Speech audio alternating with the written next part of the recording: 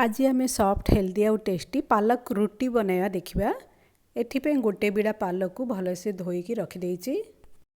तापरे मु नेइछि गोटे स्पून जीरा, 4-5टा रसुण कला, 2 इंचर अदा, कंचा लंका, लंका निज टेस्ट हिसाब रे पकेबे। ए सब को गोटे ग्राइंडिंग जार रे पकेकी पेस्ट करिया। पानी पकेबेनी, बिना पानी रे आकु ग्राइंड कर देबे। एबे पेस्ट को गोटे जगह रे पकेकी एथिरे अल्प अल्प अटा पकेकी चकटिबा। स्वाद अनुसार लूण पकईदबा।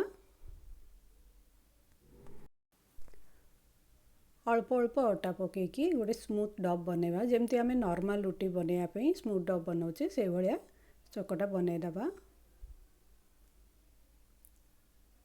अल्प टिके तेल हाथ रे एमती पकईकी आकु पुणी थरे भलसे 1 मिनिट पर्यंत चकटी दबा।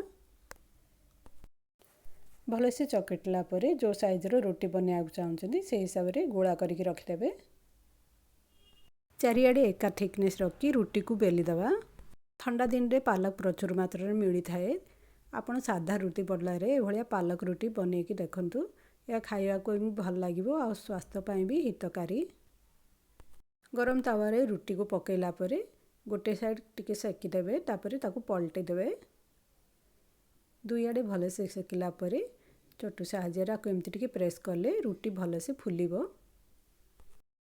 दुई आडे भलसे सेकी होला परे रुटी को काढ़ी देबे। हमर हेल्दी और टेस्टी पालक रुटी बनीगला। आपण आकु ट्राई करिवे। जदि आज ई वीडियो बा रेसिपी आपन भल लागिले ताहले प्लीज लाइक शेयर सब्सक्राइब कर देबे।